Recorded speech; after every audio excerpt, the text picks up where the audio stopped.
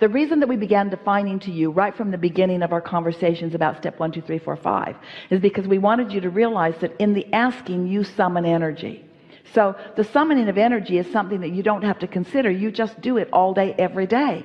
You can't stop summoning energy because you can't stop living life, and you can't stop focusing, and you can't stop attracting. You can't stop law of attraction. You can't take yourself out of the game.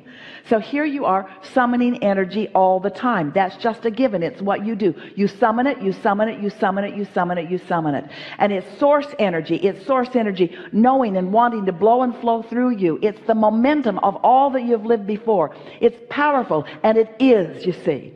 So you can't stop. You can't cease the summoning of energy, but you can not allow the energy that you're summoning.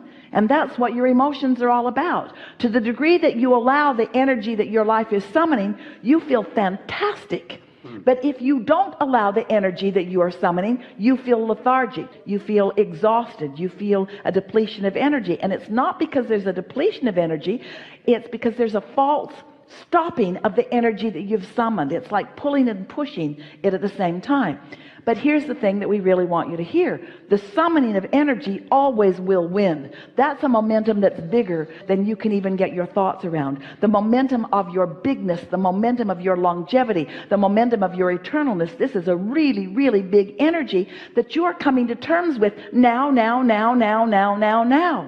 So when you're born with big purpose like you are, and you pick up thoughts along your physical trail that say, I'm not good at this and I'm not worthy, so that you block the energy that you've naturally summoned, then you feel belligerent and uncomfortable. But when you are allowing the energy that you've naturally summoned to flow, then you are thriving and you're successful and you're happy. You see what we're getting at? Totally. Yeah. So it doesn't matter what's happened to you in your physical body. It doesn't matter how ornery or worried or negative or fearful or happy or appreciative or loving you've been. Nothing matters that happened before this now, when you have control of what you do with the energy that you've summoned. Right here and now, you have some control about the energy that you've summoned. You can let it in or not, and the more of it you learn to let in through practice, the more you thrive and the better you feel, the more vital you are, and the better life is, and the more sweet spots you stand in, the more you rave about the beauty of your life.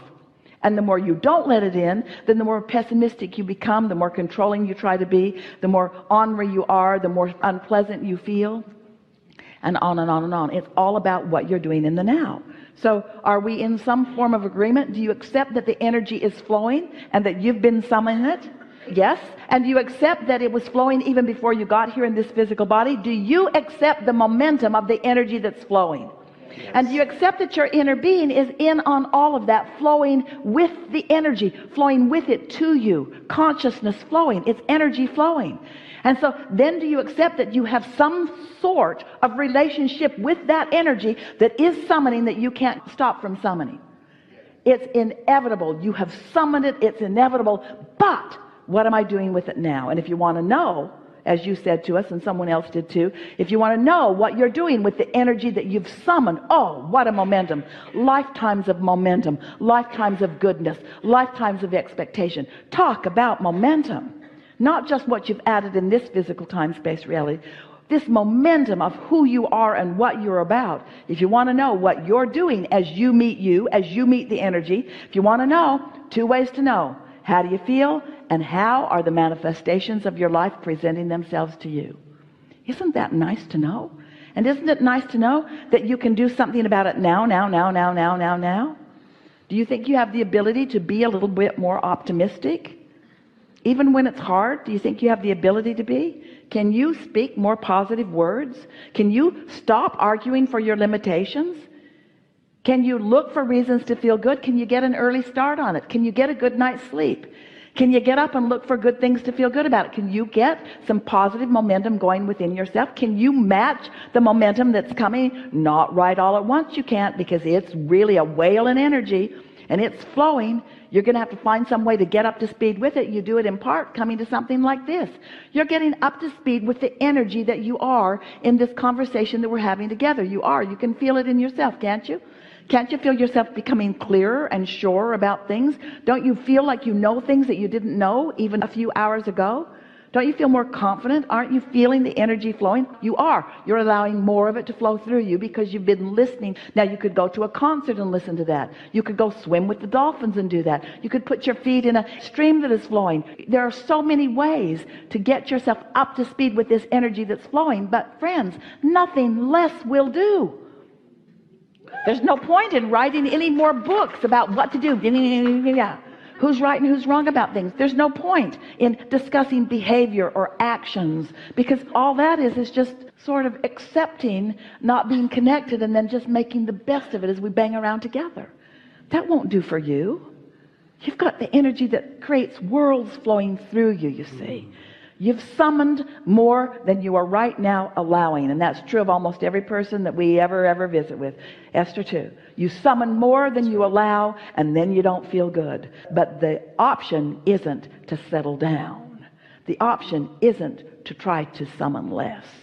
The only option is to get up to speed with what lifetimes of you have summoned for you. I love the idea of not putting depletion in my garden soil so I can bloom where I'm planted. Thank you. Yeah, depletion's a fallacy. It doesn't exist. It doesn't exist in a resourceful universe. Really good. Thank you.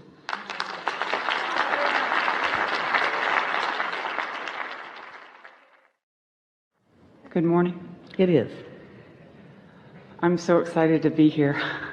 My question follows on the heels of writing and teaching. So I'm at a point in my life where I'm feeling all this excitement with writing and this natural feeling of I'd like to teach and inspire. It's really the point of writing, isn't it? Yes. Unless it's a diary. Right.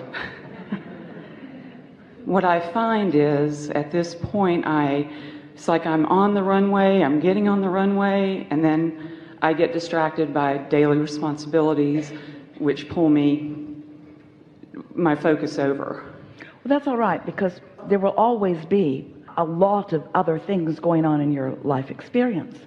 But as you are looking toward and accomplishing more of the step 3-4, step 3-4, 3-4, 3-4, where you're in alignment, then the things of your life will not take you away from your writing. They will add to it. The only thing that really distracts you from what you're about with your writing is resistance. And so we know that there's plenty of resistance in day-to-day experience. But when you get to that 3-4-5 step, the daily things don't feel like resistance. They just feel like part of the natural process of moving forward in life. Right. There's a tendency, and in some ways we have helped you in discovering something that isn't really that helpful to you. And that is, as we talk to you about being more deliberate about what you think, it can make you guarded about some of the thoughts that you have. So as we talk about positive emotion and negative emotion and good feeling thoughts and bad feeling thoughts, you superimpose over what you're hearing from us your long-standing, picked up along your physical trail meaning that says, I'm good when I feel good, but I'm bad when I feel bad. As if your guidance system has parts that are acceptable and parts that are not. And that's when we began teasing you about you wouldn't put a happy face sticker on your gas gauge because it's so discouraging when your tank looks like it's getting to be empty. I don't want to see that. Stick a happy face sticker over it. And then you just drive merrily along until you run out of gas. And so it's a nice thing that your emotions let you know where you are. But there's a tendency to assume that negative emotion is a bad thing, so you don't appreciate the contrast that is so valuable. And that's what you were just saying to us. I get tuned in, tapped in, turned on, I feel inspiration, and then I have to deal with my life. And we want you to reach the place and practice it that you're not dealing with life, you're embracing life. Oh good. It's like Esther dusting a beautiful etagere full of all of the beautiful treasures that Jerry and Esther had collected to that point, and dusting it one day, and the top very heavy glass shelf slipped off its little peg and came crashing down on the other shelves, and basically the whole thing collapsed, and most of the beautiful treasures that they had collected from around the world were broken all in one fell swoop. And Esther stood there in her bare feet with glass shards actually sticking in the floor. It was quite a traumatic event. And Jerry came running from the other room saying, don't move, don't move, don't move, don't move, don't move, don't move. And Esther was paralyzed anyway. Paralyzed. And she stood there, and when Jerry took a look at it, he said, oh good, something to buy.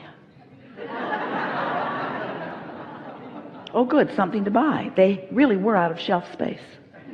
Oh good, something to buy.